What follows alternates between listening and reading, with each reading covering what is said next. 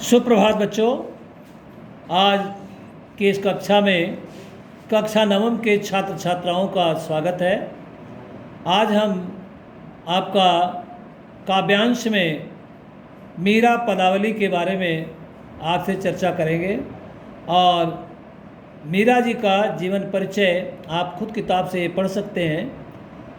हम आपका जो पद्यांश है उसका संदर्भ, प्रसंग और व्याख्या की चर्चा करेंगे। संदर्भ में प्रस्तुत पंक्तियाँ करके, जैसा आप जानते हैं पहले से, हमारी पाठ्यपुस्तक का नाम, फिर पाठ्यपुस्तक के इस पाठ से पाठ का नाम से अवतरित की गई हैं और इसके रचयिता या इसके कवि या कवित्री, यहाँ कवित्री होगा, मीरा जी हैं। और मीरा जी भगवान कृष्ण के प्रति कितना अनन्य प्रेम रखती हैं और भगवान कृष्ण के प्रेम में दीवानी। उन्हें अपनी लोक लाज और कुल खानदान की रीति रिवाज से कोई लेना देना नहीं। वे अपने रोम रोम में भगवान कृष्ण को बसा हुआ पाती हैं। जमाना लाख कहे, कुछ भी कहे, उनको किसी के कहने का कोई अंतर नहीं, बल्कि वे कृष्ण के प्रेम में डूबी हैं तो हैं। दुनिया उसे सही माने गलत माने, इसका उनके ऊपर कोई प्रभाव पड़ने वाला नहीं। वे भगवान कृष्ण के किस स्वरूप को अपने मन में बसाना चाह रही हैं और ये पंक्तियाँ बड़ी गेय हैं, गाने योग्य हैं। गुनगुना कर आप इनको पढ़ सकते हैं। बसो मेरे नैनन में नंदलाल, मोर मुकुट मकराकृत कुंडल, अरुण तिलक दिए भाल। बसो मेरे नैनन में नंदलाल, मोहन मूरति सांवरी सूरति, नैना बने विशाल। अधर सुधारस मुरली राजति, उर्वैजयंती माल। क्षुद्र घंटिका कटितट शोभित, नूपुर सबद रसाल। मीरा प्रभु संतन सुखदाई, भगत बछल गोपाल। बसो मेरे नैनन में नंदलाल। यहाँ कवित्री मीरा भगवान कृष्ण कोई छवि अपने नेत्रों में बसाना चाहती। वे निवेदन करती हैं कि बसो मेरे नयनन में नंदलाल। हे नंदलाल, हे नंदपुत्र भगवान कृष्ण, आप मेरे नेत्रों में बस जाइए। और अपने नेत्रों में भगवान कृष्ण के किस स्वरूप को बसाना चाहती हैं? मोर मुकुट मकराकृत कुंडल।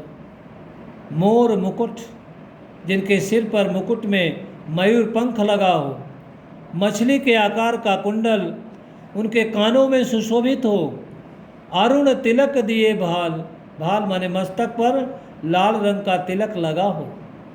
मोहन यहाँ दृश्य बिंब है।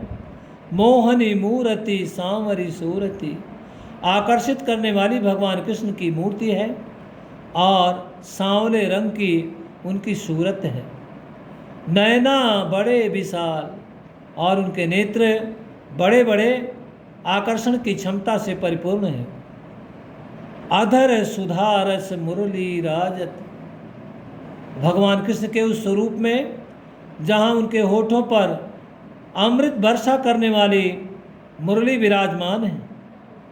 उर बैजंती माल, उनके उर माने हृदय पर बैजंती पुष्प का हार सुशोभित है।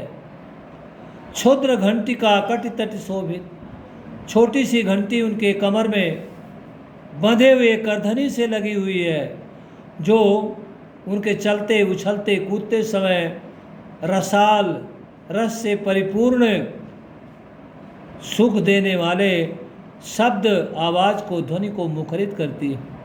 मीरा प्रभु संतन सुखदाई। मीरा कहती है कि उनके प्रभु संतों को सुख देने वाले हैं। और कैसे हैं? भक्त वत्सल हैं। और कैसे हैं? गोपाल। 3 एडजेक्टिव हैं। गोपाल गायों की रक्षा करने वाले, और भक्त वत्सल, और संतों को सुख देने वाले। ये विशेषताएं हैं मीरा के आराध्य भगवान कृष्ण की। तो आपने देखा कि मीरा भगवान, सवाल बहुत छोटा बनता है इस पर, मीरा भगवान कृष्ण के किस स्वरूप को अपने आँखों में बसाना चाहती? उत्तर मिला, जब जिस उनके मूर्ति में या जिस स्वरूप में मुकुट में मोर पंख लगा हो, और उनके मस्तक पर लाल रंग का तिलक हो, कानों में मछली के आकार का कुंडल हो, आकर्षित करने वाली मूर्ति हो, और बड़े बड़े नेत्र हों, होठों पर अमृत वर्षा करने वाली मुरली विराजमान हो, और गले में बैजंती पुष्प की माला सुशोभित हो, कमर में छोटी घंटी जो अपनी ध्वनि से चारों तरफ लोगों को रसिक्त कर देने में सक्षम है। मीरा कहती है उनके प्रभु आराध्य भगवान कृष्ण भक्त वत्सल हैं, गायों की रक्षा करने वाले हैं, और संत जनों को हमेशा सुख देने वाले, उनका उद्धार करने वाले। यहाँ मीरा का भगवान कृष्ण के प्रति अपनी अनन्य भक्ति का वर्णन किया गया। मीरा दूसरे पद में अपनी भगवान कृष्ण के प्रति अनन्यता का परिचय देकर कहती है कि उसने राम नाम रूपी दानमोल धन को प्राप्त कर लिया, और अब उसे दूसरा कोई धन पाने की कोई इच्छा नहीं। राम नाम रूपी इस धन की सबसे बड़ी खूबी है कि चाहे जितना खर्च करो विद्या धन की तरह उतना ही बढ़ता है, और ना खर्च करो तो कम हो जाता, घट जाता। खर्च करने पर 1.25 गुना के औसत से बढ़ता है। आइए दूसरे पद को भी हम थोड़ा लयबद्ध तरीके से देखते हैं। पायो जी मैंने राम रतन धन पायो, वस्तु अमोलक दी मेरे सतगुरु, कृपा कर अपनायो। पायो जी मैंने राम रतन धन पायो, जन्म जन्म की पूजी पाई, जग में सभी खवायो। खर्चे नहीं कोई चोर न लेवे, दिन दिन बढ़त सवायो। पायो जी मैंने राम रतन धन पायो। सत की नाव खेवटिया सतगुरु, भव सागर तर जायो। पायो जी मैंने राम रतन धन पायो। मीरा के प्रभु गिरधर नागर, हरख हरख जस गायो। पायो जी मैंने राम रतन धन पायो। आइए आदर्श वाचन हो गया। अब आपका इसका व्याख्या देखिए। मीरा भगवान कृष्ण के प्रति अनन्य भक्ति भाव रखती हैं, और उनकी भक्ति मिल जाने के बाद क्या महसूस करती हैं मीरा, उसी का वर्णन यहाँ मीराबाई ने किया। पायो जी मैं तो राम रतन धन पायो। मीरा कहती है मैंने राम नाम रूपी रत्न को, धन को प्राप्त कर लिया। वस्तु अमोलिक दी मेरे सतगुरु। राम नाम रूपी इस अमूल धन को मेरे अच्छे गुरु ने दिया। कृपा करे अपनायो, कृपा करके उन्होंने मुझे अपना लिया, अपना शिष्य बना लिया और राम नाम रूपी अनमोल धन को मुझे सौंप दिया। और इस राम नाम रूपी धन को कैसे प्राप्त किया मीरा ने? जन्म जन्म की पूंजी पाई। ये राम नाम रूपी धन उनके जन्म जन्मांतर के प्रयासों से प्राप्त होने वाली सबसे बड़ी पूंजी। जग में सभी खोआयो, सारे नाते रिश्ते स्वार्थ मोह माया त्याग करके, खो करके मीरा कहती मैंने राम नाम रूपी कभी समाप्त न होने वाला बहुमूल्य धन प्राप्त कर लिया। ये मेरे जन्म जन्मांतर की, जन्म जन्म की पूंजी है। क्या विशेषता है उस राम नाम रूपी धन का?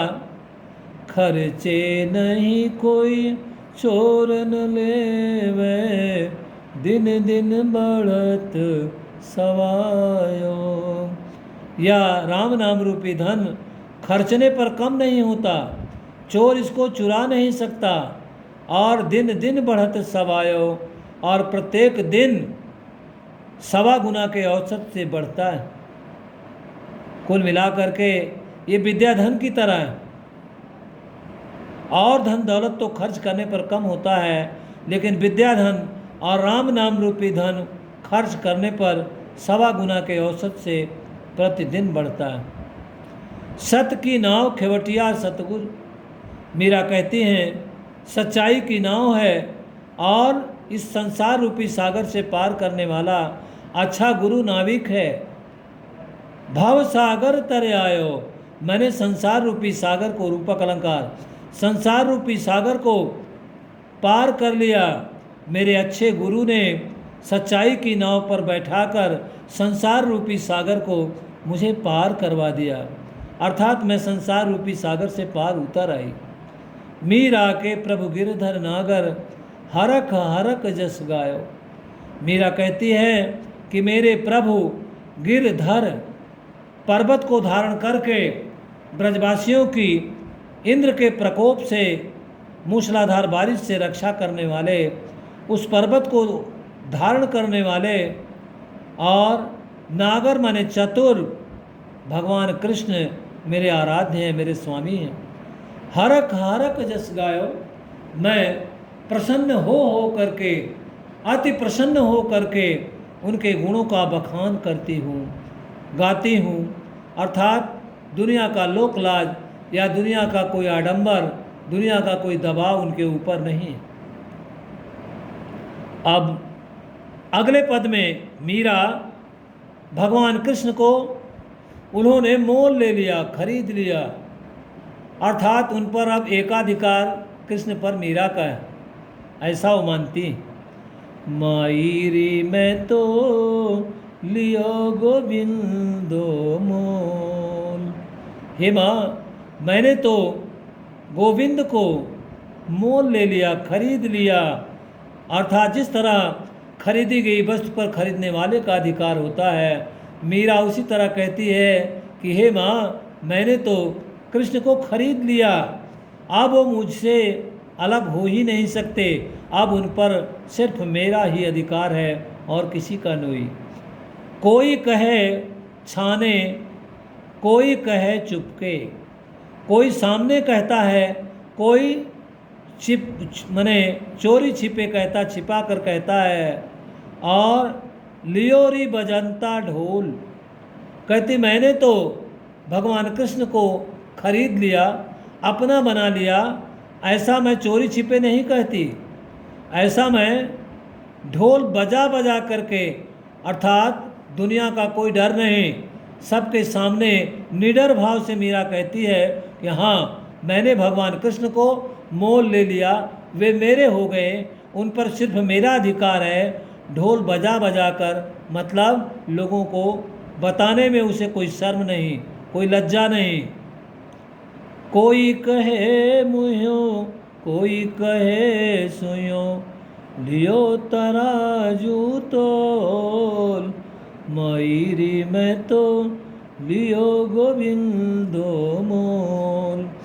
कोई ये कहता है कि तुमने मुंह से कह करके उन्हें अपना लिया, कोई कहता है तुमने अपने हृदय में बसा लिया, और कोई कहता है कि तुमने तराजू से उन्हें तौल लिया। कोई कहे कारो, कोई कहे गोरो। कोई ये कहता है कि कृष्ण तो काला है या गोरा है, लियो री अमूलक मोल। कहते मैंने तो उस बहुमूल्य धन को पाने के लिए बस उसे ले लिया, वो काला है या गोरा है, या अच्छा है या बुरा है, मैंने तो उसे अपना लिया, अर्थात मैं उसकी दासी बन गई तो बन गई। या ही कु सब जानत हैं, लियो री आँखी खोल। कहते सारी दुनिया जानती है कि मैंने आंखें खोल कर उन्हें अपनाया, आंखें बंद करके नहीं। मीरा को प्रभु दर्शन दीनो, पूर्ण जन्म को कौल। मीरा कहती भगवान कृष्ण ने मुझे दर्शन दिया और मेरे जन्म के उद्देश्य को पूरा किया। एक आराधक अपने आराध्य के लिए इतने अनन्य भाव से अपनी भावना को व्यक्त करता है। अब आगे मीरा कहती बस मैं तो कृष्ण के रंग में रंग गई सो रंग गई। लाख कोई कहे कहता रहे, लोगों के कहने का मेरे ऊपर कोई असर नहीं होगा। मीरा प्रेम दीवानी, दर्द दीवानी मीरा भगवान कृष्ण के रंग में रंग चुकी। क्या कहती हैं? गे पद हैं, मैं तो सांवर के रंग राची, साज सिंगार बांधी पग घुघरू, लोक लाजे तज नाची, मैं तो सांवर के संग राची। मीरा कहती मैं तो सांवरे भगवान कृष्ण के रंग में रच गई हूँ, अर्थात मेरे रोम रोम में भगवान कृष्ण बसे। साज सिंगार बांधी पग घुघरू, मैंने साज सिंगार करके पैरों में घुघरू बांध के, लोक लाज तज नाची, लोक लज्जा का परित्याग करके नाच नाच कर भगवान कृष्ण के प्रति अपने प्रेम भाव को प्रकट किया। अन्यत्र भी मीरा ने लिखा, पग घुघरू बांध मीरा नाची रे, लोक कहें मीरा भई बांवरी, न्यात कहें कुल नासी रे। उसका कोई डर नहीं मीरा को, पग घुघरू बांध, वो घुघरू बांध के पैरों में नाचती है ताकि जमाना जान सके कि वो भगवान कृष्ण की दीवानी। जमाने का उसे कोई डर नहीं, यही वो दिखाना चाहती और इसीलिए वो पैरों में घुघरू भी बांधती। अन्यथा नाचने के लिए घुघरू की आवश्यकता नहीं, पैर की आवश्यकता होती। मैं तो सांवर के रंग राची, मैं तो भगवान कृष्ण के रंग में रंग गई हूँ। साज सिंगार बांधी पग घुघरू, लोक लाज तज नाची। साज सिंगार करके पैरों में घुघरू बांध करके, लोक लज्जा का परित्याग करके मैं जी भर के नाची। गई कुमति लई साधु की संगति, मेरे अंदर जो कुमति दुर्बुद्धि थी वो सज्जनों की संगति करने से दूर हो गई।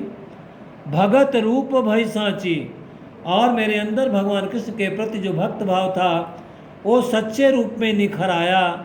जिस तरह से सोना तपाने के बाद उसकी चमक बढ़ जाती। गाय गाय हरि के गुण निष्दिन, कहते मैं प्रतिदिन भगवान कृष्ण के गुणों का गान कर करके, गाय गाय में अनुप्रास और पुनरुक्त प्रकाश अलंकार, काल ख्याल सू बाँची, मतलब उसके ख्यालों में भगवान का जो रूप है वो उसी को बाँचती है, उसी का वर्णन करती है, उसी को गाती है। उण चिन सब जग खारो लागत, उण बिन कहते हैं, उण बिन मतलब यहाँ राजस्थानी हिंदी है जिसमें राजस्थानी भाषा का प्रभाव देखने को मिल रहा है। उण बिन सब जग खारो लागत, उनके बिना सारा संसार खारा लग रहा है, मीठा नहीं खारा लग रहा है। अर्थात भगवान कृष्ण के अभाव में मीरा को संसार खारे पानी के समान लग रहा है।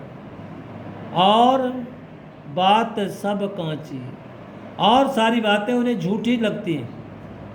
मीरा श्री गिरधर, मीरा श्री गिरधरन लाल सू भगत रसीली जांची।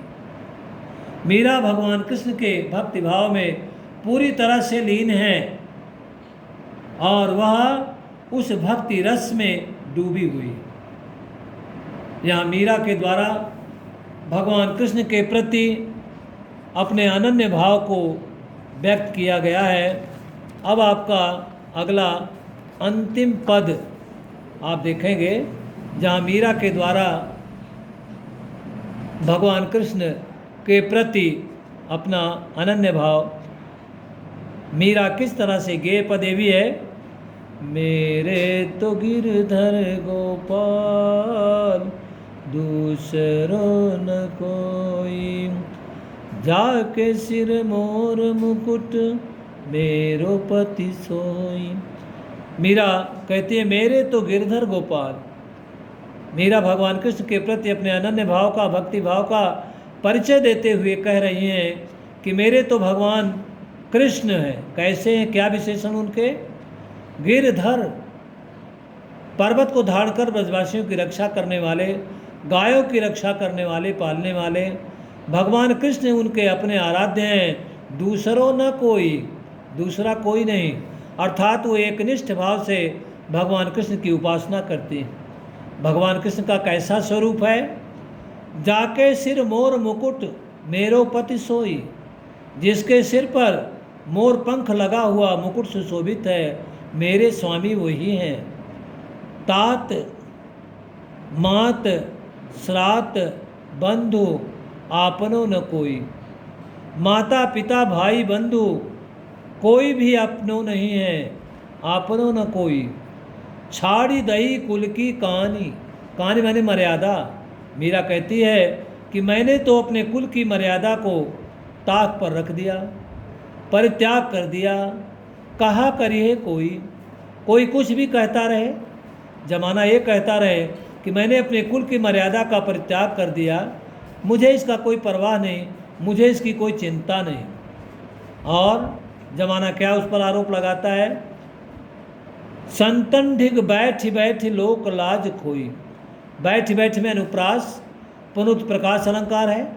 पुनरुक्त प्रकाश अलंकार वहाँ होता है जहाँ एक ही शब्द एक अर्थ में साथ साथ आए, वहाँ पुनरुक्ति प्रकाश अलंकार होता है। और जहाँ पुनरुक्त प्रकाश होगा वहाँ अनुप्रास जरूर होगा। संतन ढिग बैठ बैठ, संतों के ढिग माने पास, बैठ बैठ करके मैंने लोकलाज का परित्याग कर दिया, ऐसा लोग कहते हैं। सज्जनों की टोली में बैठकर भगवान कृष्ण का मैं गायन करती हूँ, नाचती हूँ। लोग कहते हैं कि संतों की टोली में बैठ बैठ करके इसने अपनी लोक लज्जा का, मर्यादा का त्याग कर दिया। और मीरा क्या कहती है? आंसुअन जल सींच सींच, आंसुओं के जल से सींच सींच में भी पुनरुक्त प्रकाश अनुप्रास अलंकार। सींच करके प्रेम बोल बेली बोई, मैंने अपने हृदय रूपी खेत में प्रेम रूपी लता को लगा दिया। और कैसे सींचा? आंसुओं के जल से सींचा। प्रेम रूपी लता को हृदय रूपी खेत में लगाने के बाद आंसुओं के जल से सींच दिया। रूपक अलंकार है सब में। अब तो बैल फैल गई, अब वो प्रेम रूपी लता जो इसने अपने हृदय रूपी खेत में लगाया था, कहते हैं अब वो बेल फैल गई, बड़ी हो गई, काफ़ी दिन हो गया, और चारों तरफ हृदय के चप्पे चप्पे पर प्रेम रूपी बेली ने अपना वर्चस्व कायम कर लिया, अपना अधिकार कायम कर लिया। आनंद फल होई, अब उस प्रेम रूपी लता से आनंद रूपी फल प्राप्त होने लगे।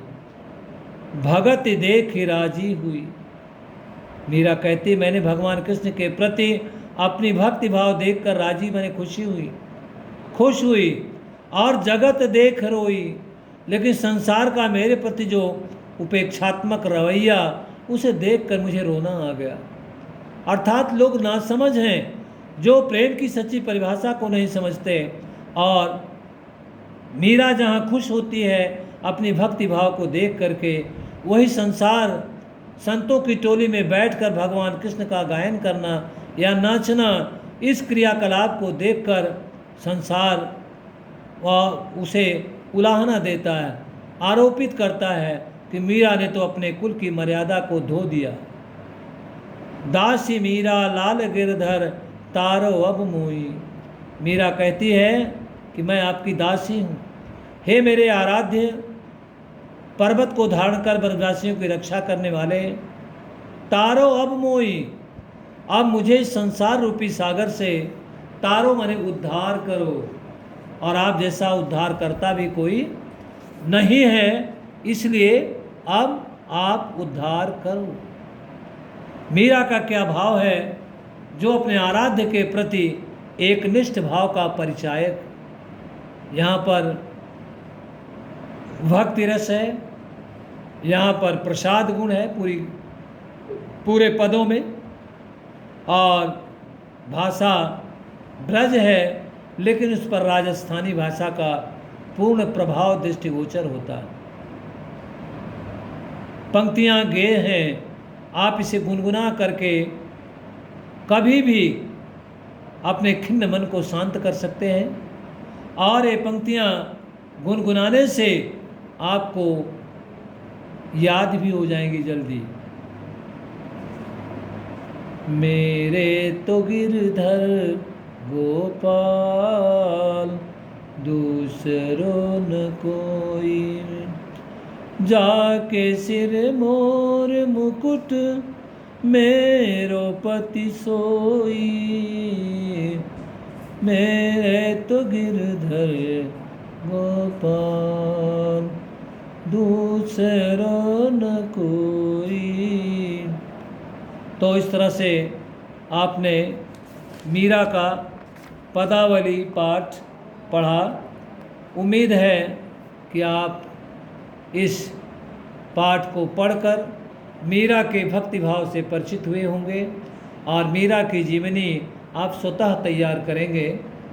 उसको पढ़ के लिख के प्रैक्टिस कर लेंगे, कॉपी में लिख लेंगे तो बेहतर रहेगा। और इन्हीं शब्दों के साथ मैं चाहूँगा कि आप ध्यान केंद्रित करें, पढ़ें, बार बार पढ़ें और अपने भविष्य के प्रति हमेशा सजग रहें, हमेशा उत्साहित रहें। जमाने से डरने की कोई बात नहीं। जमाने से जो डरते हैं जलीले गार होते हैं, बदल देते हैं दुनिया को, वही खुददार होते हैं। हजारों डूबती हैं किश्तियाँ ना खुदाओं के भरोसे पर, जो चप्पू खुद चलाते हैं वे अक्सर पार होते हैं, वे अक्सर पार होते हैं, वे अक्सर पार होते हैं। धन्यवाद।